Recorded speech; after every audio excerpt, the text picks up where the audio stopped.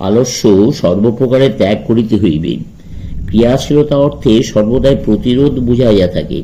মানসিক ও শারীরিক সর্বপ্রকার অসদ্ভাবের প্রতিরোধ করো।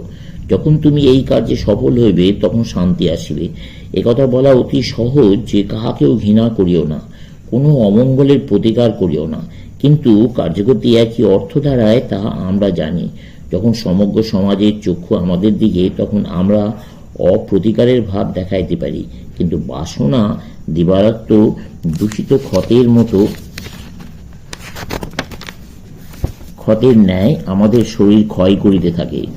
যথার্থ অপ্রতিকার হইতে প্রাণে যে শান্তি আসে, আমরা তাহার একান্ত অভাব অনুভব করি। মনে হয় প্রতিকার করাই ভালো ছিল। তোমার যদি অর্থের বাসনা থাকে এবং যদি তুমি জানো যে সমগ্র জগৎ ধনলিপ্সু পুরুষকে অসৎ লোক বলিয়া মনে করে, তবে তুমি হয়তো অর্থের অন্বেষণে প্রাণপণ চেষ্টা করিতে সাহসী হইবে না, কিন্তু তোমার মন দিবারাত্র অর্থের দিকে দৌড়াইতে থাকিবে। এরূপ ভাব কপটতা মাত্র, ইহা দ্বারা কোনো কার্যসিদ্ধি হয় না। সংসার সমুদ্রে ঝাঁপ দাও, কিছুদিন পরে যখন সংসারের সুখ দুঃখ যাহা কিছু আছে ভোগ করিয়া শেষ করিবে, তখনই বৈরাগ্য আসবে, তখনই শান্তি আসবে। অতএব প্রভুত্ব লাভের বাসনা এবং অন্য যাহা কিছু বাসনা আছে সবই পূরণ করিয়া লও। এই সকল বাসনা পূর্ণ হইলে পর এমন এক সময় আসবে যখন জানিতে পারবে এগুলি অতি ক্ষুদ্র জিনিস, কিন্তু যতদিন না তোমার বাসনা পূর্ণ হইতেছে, যতদিন না তুমি এই ক্রিয়াশীলতার মধ্য দিয়ে যাইতেছ, ততদিন তোমার পক্ষে এই আত্মসমর্পণ ও বৈরাগ্যের ভাব লাভ করা অসম্ভব। এই প্রশান্তি সহস্র সহস্র বৎসর ধরিয়া প্রচারিত হইয়া আসিতেছে। প্রত্যেকেই বাল্যকাল হইতে ইহা শুনিয়া আসিতেছে, তথাপি ওই অবস্থা লাভ করিয়াছে এমন লোক জগতে খুব কম দেখিতে পায়। আমি তো অর্ধেক পৃথিবী ঘুরিয়া বেড়াইয়াছি, কিন্তু আমার জীবনে যথার্থ শান্ত প্রতিকার চেষ্টা শূন্য 20 জন মানুষ দেখিয়েছি কিনা সন্দেহ। প্রত্যেকেরই কর্তব্য নিজ নিজ আদর্শ জীবনে পরিণত করতে চেষ্টা করা। অপর ব্যক্তির আদর্শ লইয়া তদনুসারে জীবন গঠনের চেষ্টা করা অপেক্ষা এই উন্নতি লাভ করার অপেক্ষাকৃত নিশ্চিন্ত উপায়। অপরের আদর্শ হয়তো জীবনে কখনই পরিণত করা সম্ভব হইবে না। মনে করো, আমরা একটি শিশুকে একেবারে 20 মাইল ভ্রমণ করিতে বাধ্য করিলাম। শিশুটো হয় মরিয়া যাইবে, নয়তো হাজারে একজন বড়জোর ওই 20 মাইল কোনো প্রকারে হামাগুড়ি দিয়া অবসন্ন ও মৃতপ্রায় হইয়া গন্তব্যস্থলে পৌঁছিবে। সচরাচর আমরা মানুষের সহিত এইরূপ ব্যবহারই করিয়া থাকি। কোন সমাজে সকল নরনারীর মন এক ধরনের নয়, সকলের ধারণা শক্তি বা কর্মশক্তিও একরূপ নয়।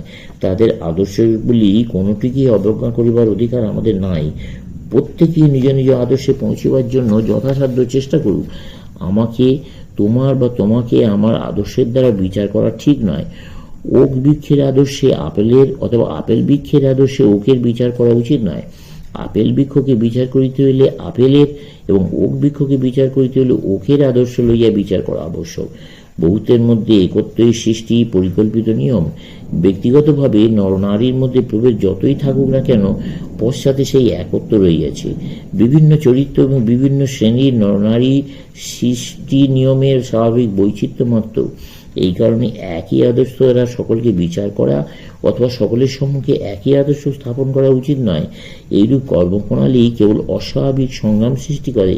তার ফল এই দাঁড়ায় যে মানুষ নিজেকে ঘৃণা করিতে আরম্ভ করে এবং তার ধার্মিক ও সৎ হইবার পক্ষে বিশেষ বাধা উপস্থিত হয়। আমাদের কর্তব্য প্রত্যেক ব্যক্তিকে তার নিজের সর্বোচ্চ আদর্শ অনুসারে চলিবার চেষ্টায় উৎসাহিত করা এবং সঙ্গে সঙ্গে ওই আদর্শ সত্যের যতটা নিকটবর্তী হয় তার জন্য চেষ্টা করা। আমরা দেখি প্রায় অতি প্রাচীনকাল হইতেই হিন্দু ধর্মনীতিতে এই তত্ত্বটি স্বীকৃত হইয়াছে। তাহাদের শাস্ত্রে ও ধর্মনীতি বিষয়ক পুস্তকে ব্রহ্মচর্য, গারস্থ, বানপ্রস্থ ও সন্ন্যাস এই সকল বিভিন্ন আশ্রমের জন্য বিভিন্ন বিধির নির্দেশ দেওয়া হইয়াছে।